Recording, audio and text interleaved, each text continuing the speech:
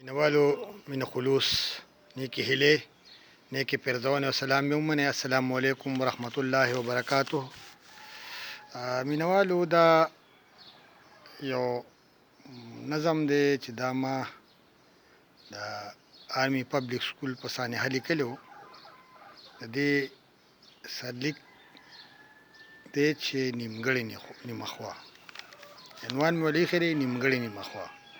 دا داسې دی چې زه د قلم مزدور یم هر سحر مردان ته راځم، زه د قلم مزدور یم هر سحر مردان ته راځم، زه د مردان په کچرۍ کې خپل قلم سولوم، خپلو بچو له ښه په نره مزدوري کومه، خپلو بچو له ښه په نره مزدوري کومه، زه خپل همت کومه لوی الله سره ګڼمه. او زما په خوا کې یو ریټایر تاڼهدار هم ناست وي چې په قلم او په کتاب د حده زیات مین دی. هغه بچو له ښه اعلی تعلیم ورکړی چې دی، هغه بچو له ښه اعلی تعلیم ورکړی چې دی. یو زوی او لور یې ډاکټران دي، زه پې فخر کوم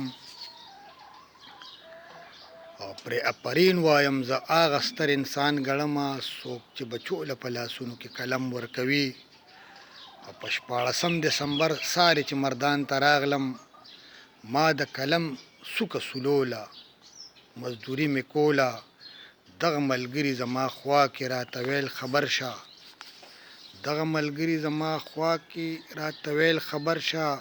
په پېښور کې څو شرخوښو د شر فساد شور کړی، او د آرمی پبلک سکول نه جوړه د کربلا میدان دی، د آرمی پبلک سکول نه جوړ د کربلا میدان دی. نن بل شمر د یزیدي دور تیر یاد تازه کړو، د آرمی پبلک سکول نه جوړ د کربلا میدان دی. نن بل شمر د یزیدي دور تیر یاد تازه کړو، او ډیر ګلالي په ګولو باندې بسمې بسمې کړه، ډیر ګلالي په ګولو باندې بسمې کړه.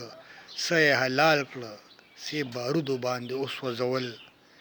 ما ته مې خپل بچي ارمان ځلان را مخې ته شو، ما ته مې خپل بچي ارمان ځلان را مخې ته شو. زه غریو نیولی شوم، زړګینه مې لوخړه لاړه. بیا چې د ټي وي په شیشه مې سانحه کتله، ښایسته ګلان په خپلو وینو کې خړوب پراتو. زړه مې را ډک شو، خپلې اوښکې مې کابونه کړې شوې، زړه مې را ډک شو، خپلې اوښکې مې کابونه کړې شوې. چې مې بستې او کتابونه ټول تس نس ولیدل، ساندې ویرونه او تیرې کرکې مې غوږ ته راتلې.